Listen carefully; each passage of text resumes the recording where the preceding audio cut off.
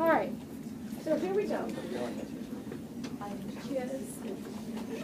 Let's see how much we remember. Log base 3 of 27. Anybody have the answer? 3. And you know it's 3, you can think about it a couple different ways. The first way we thought about this problem was as log base 3 of 3 cubed.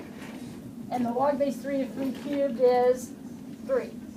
Yesterday we thought about this problem like this and said 3 to the x equals 27.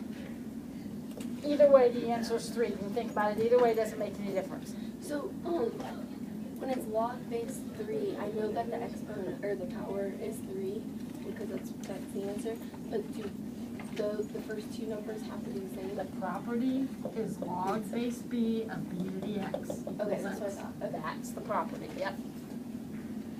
Okay, so the next one, okay, there are no radicals in logarithm land. So we're going to take, every time we see a radical, we're going to rewrite it as its exponent. So what's a square root? 1/2. 1/2 exponent. What's the answer to this question? 1/2. Because what's the base? What ln is log base e. So we have log base e of e to the 1/2. So the answer would be 1/2. How about the next one? Now you're going to write it down. 8 to the log base 8 of 3 is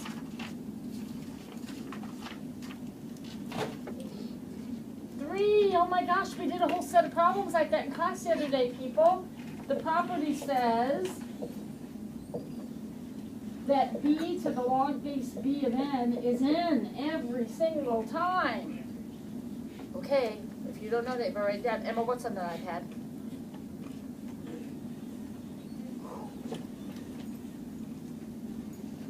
Log base 6 of 1. 0. 0. 6 to the 0 equals 1. We talked about this yesterday in terms of the graph. What's that point always on a logarithmic curve? 1 comma 0. When you take the log of 0, you're going to get 1. When you take the log of 1, you're going to get 0 every single time. Log base 5. Okay, I'm not even going to write the cube root because there 5 are to the 1/3. radicals. It's going to be 25 to the 1/3. So it's 1/3. Be careful, it's not 1/3 because these two don't match, do they? So if you're going to use that property, the first thing you have to do is change that 25 into a 5 squared. So we have the log base 5 of 5 to the 2/3. So the answer is 2/3. Everybody okay with that? What about the next one? We talked a lot about this the other day, this 1 over thing. How do we handle 1 over? We rewrite it with a negative exponent. So this would be ln e to the negative 5th. So the answer is -5. -5. Now, I don't know that we talked about one that looks like the next one, but I think you can figure it out. What's this much of it? 4. What's the power right here? What's the log base 4 of 4 to the 1st? 1. So this much of it's 1 Times by 2. times by 2, so the answer is 2.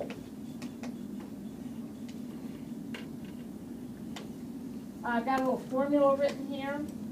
Is it increasing or decreasing? And what is the percentage of increase or decrease? What is it? So would you say this is an increasing or decreasing problem? Increasing. How do we know? 22%. Because the base of the exponent is more than 1. How much more than 1? 22%. This is a 22% increase. What is the 0.813? That's the initial value. So whatever it is I've counted or measuring or whatever, that's what I start with. All right, take a minute and simplify this exponent thing. See if you can get it simplified. We spent a lot of time with exponents. Some of you are coming around, some of you are still working on it. So take a minute and see what you can get accomplished.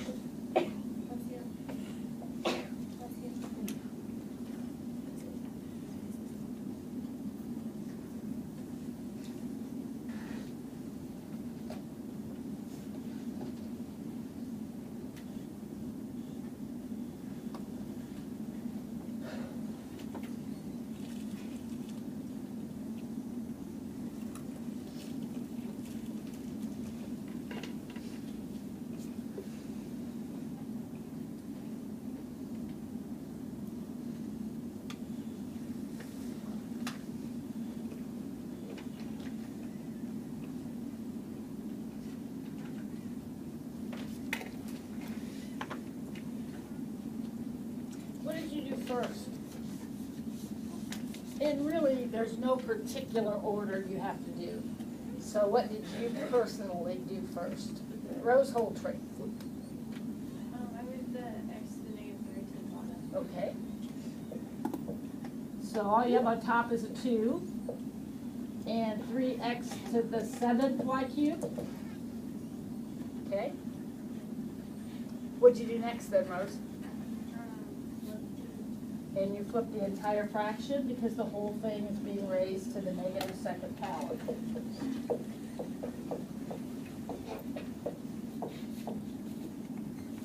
And that's very good so far. You're almost done. What did you do last?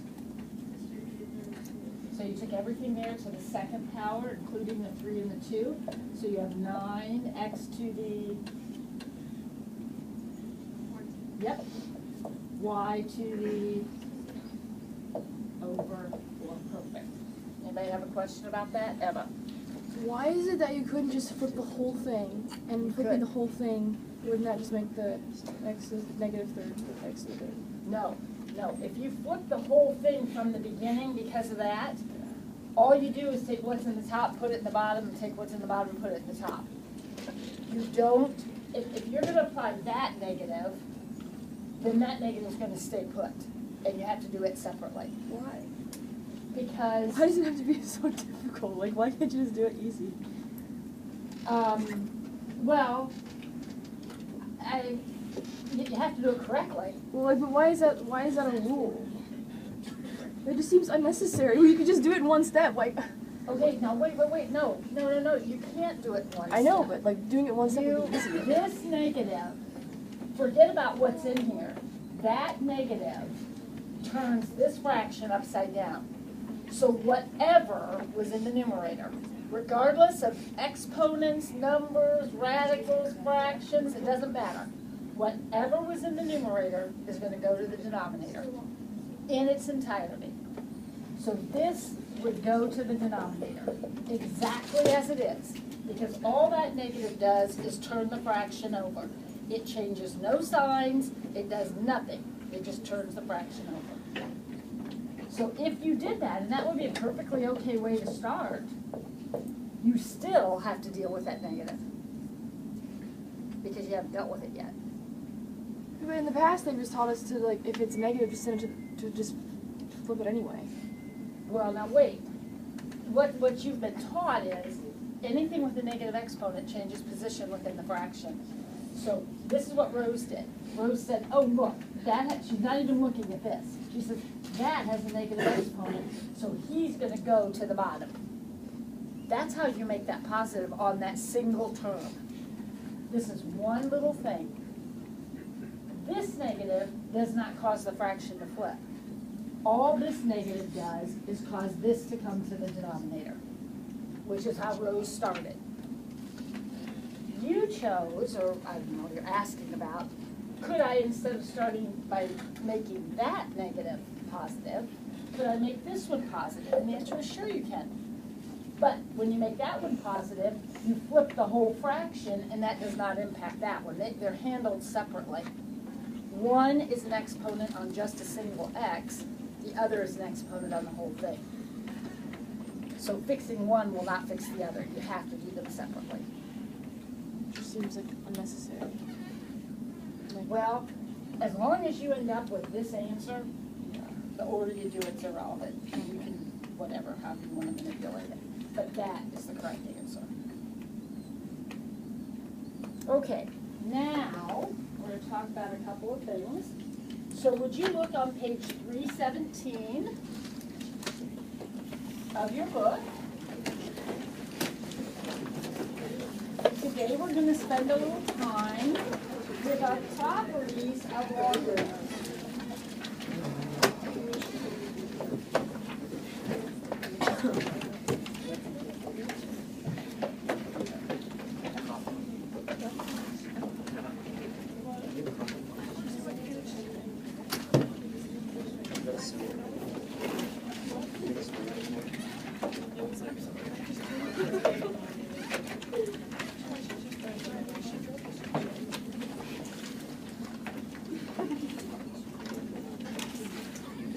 Okay.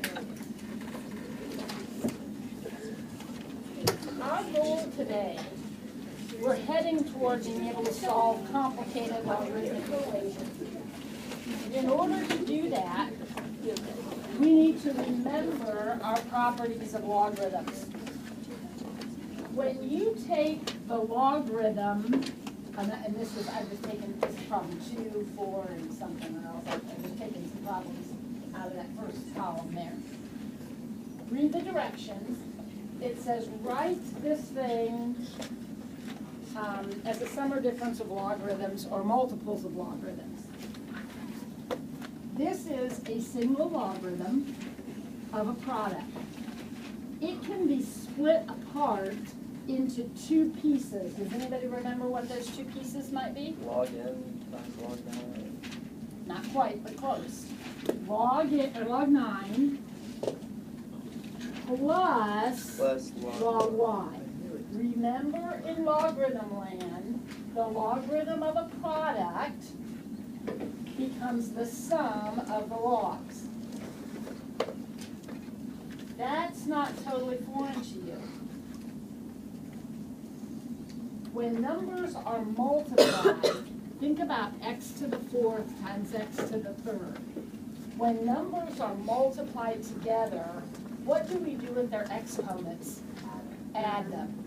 When numbers are multiplied together, what do we do with their logarithms? Add them. The rules are the same. So when you look at this one then, these are being divided, so that will become a subtraction.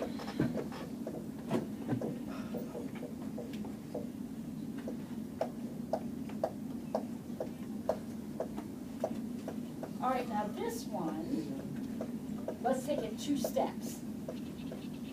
Let's start by recognizing we have a product there. So step 1 would be log x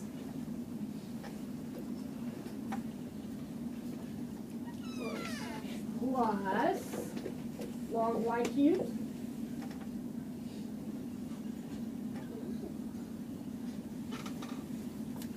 Remember, when numbers are multiplied, their logarithms are added, just like with exponents. The rules are the same. Now, let's look at that log y cubed for a minute. What does y cubed mean? Y times y times y.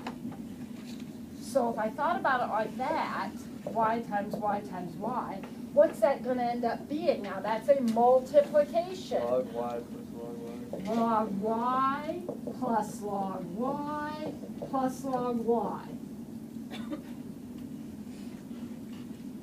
But I really would rather not write log y plus log y plus log y. What would be another way of writing that? 3 log y. Well, wait a second. Look at what I started with, and I went through all the work, and that's good. But what essentially just happened? The exponent became a coefficient. So if I had the log of x to the fourth, instead of going through all these steps, I could say that's just going to end up being 4 log x. Well, what about if I had something like the log of root x? Now, wait a minute. Radicals don't exist in logarithm land. So you're going to think of that as what? X to the 1/2. Oh, that's a power. What happens to powers when we take the logarithm of things to powers? Where's that power end up? Out in front as a coefficient. Let's try a few more of those because I know there are some harder ones.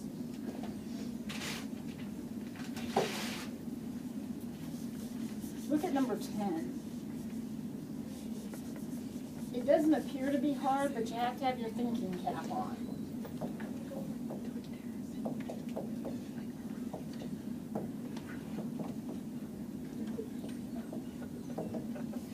Okay, look at number 10, and I also wrote number 12 up here. What do we have here? What operation's going on right there? Sometimes That's a multiply. So what happens when we take the logarithm of a product? It becomes an addition. So this is going to be the log of 1,000 plus the log of x to the 4th. Everybody in agreement? Step 1. Perfect. Not done. What still needs to be done? The 4.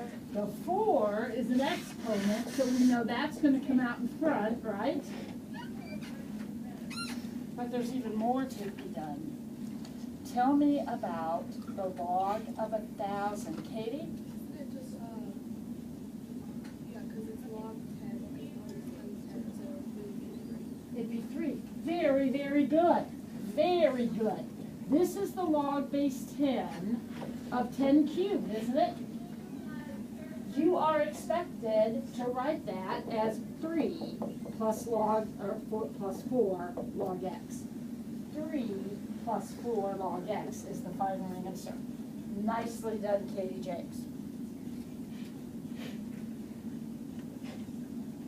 All right, take a minute and see if you can read the next one. Break it up. Right here. It's on the board.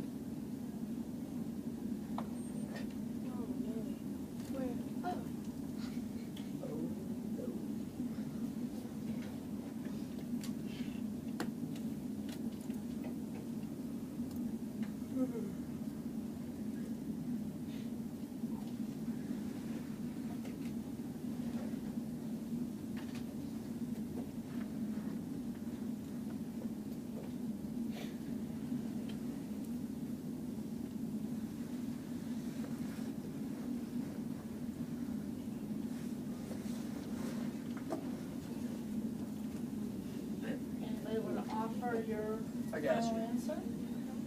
Dan? Like the final answer? Uh-huh. 1/3 ln x minus 1/3 ln y.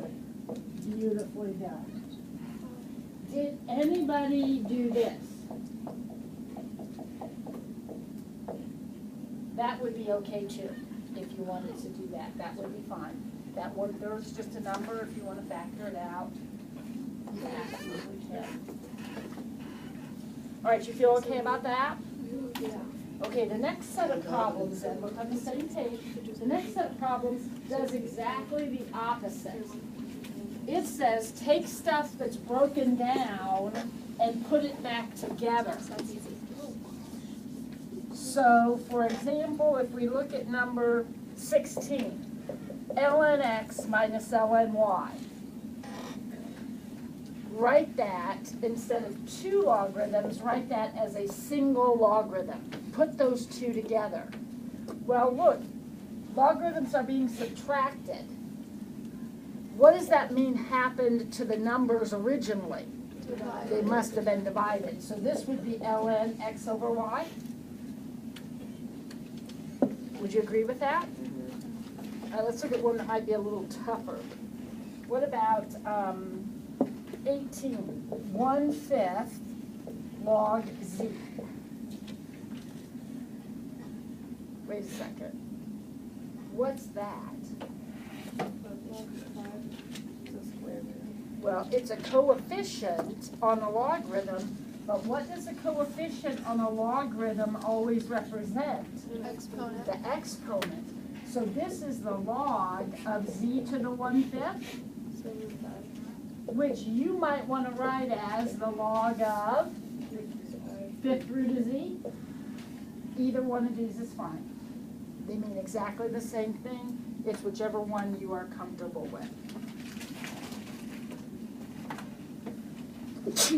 Look at 22.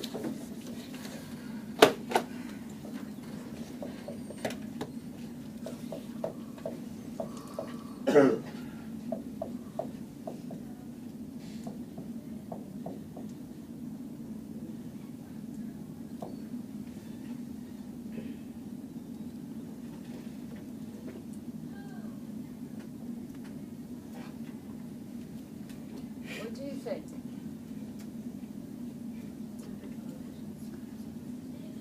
These guys have to be dealt with. I know you see that plus sign, and I hope when you see that plus sign you're thinking multiplication, but you can't do that until you take care of these. These have to come first. It's like the regular order of operations. Exponents come before multiplication.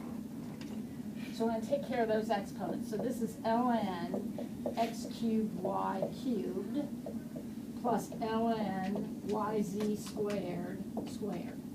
Would you factor them in? What? Would you just times them all by 3? The exponent? You mean right here, take care of this? Yeah. Grace? Yeah, so we're going to take care of that. So that's going to be ln what? X to the X 9. to the 9 Y. y cubed plus ln y squared z4. And just put them together. Now we're going to put it together. That's the goal. When we put it together, we'll put it together as a Multiplication. multiplication. When logarithms are added, the numbers were multiplied.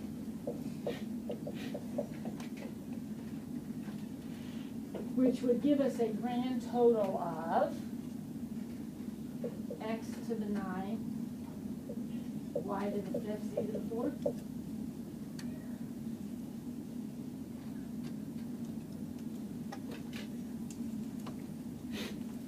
Feel okay about that? Right, there's one more kind of problem we need to look at today, and that would be like number 24. It says find the log base 5 of 19. Last night you did some calculator problems where you just typed stuff in on your calculator.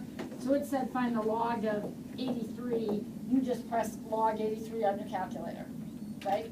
Or it said find ln 15, you just typed in ln 15 and everything was fine. But problem number 24 says find the log base 5 of 19. What's wrong with that? Why don't I just type it in on my calculator like I did yesterday's? There's a base. Because the buttons on your calculator are the LOG button, which is a base 10, and an LN button, which is a base E. A different base causes problems because you don't have a base 5 button on your calculator. So what we're going to do is talk about how we can change that so that it has a base that I can put it on my calculator. This is going to be a calculator problem one way or another. I just need to make it agree with my calculator. So, set it equal to x. Translate that for me into an exponent like we learned yesterday. What would this be? 5 to the x equals 5 to the x equals 19. Everybody okay with that? Now, I'm going to take the log of both sides. allowed to do that? Mhm. I surely am. And notice, I didn't take the log base 5 of both sides. I took LOG both sides because that button's on my calculator. Could I have LN both sides? Yep. What happens to this exponent? Comes out in front, just like it did here.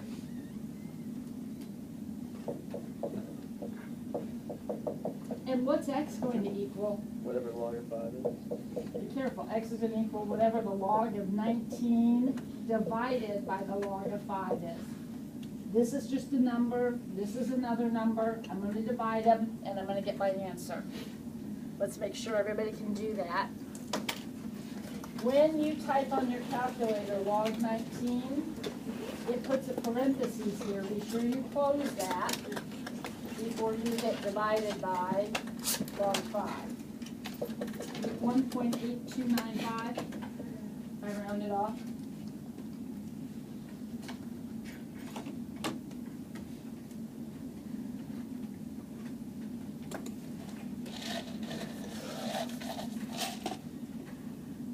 I'm going to do one more example, and then I'm going to stand back and ask you to notice something. Let's do the log base 77 of 2016.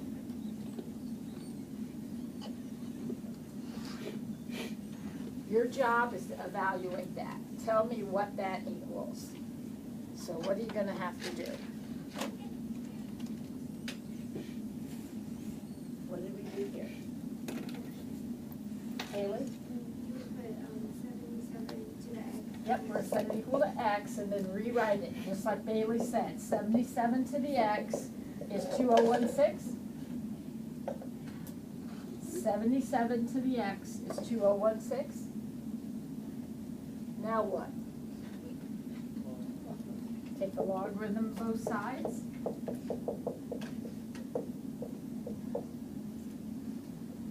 This is the really cool part. What happens to that x? Becomes a coefficient.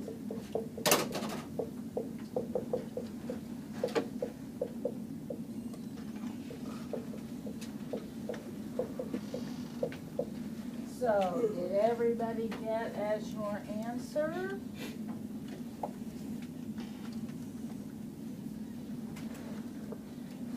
$1.7517?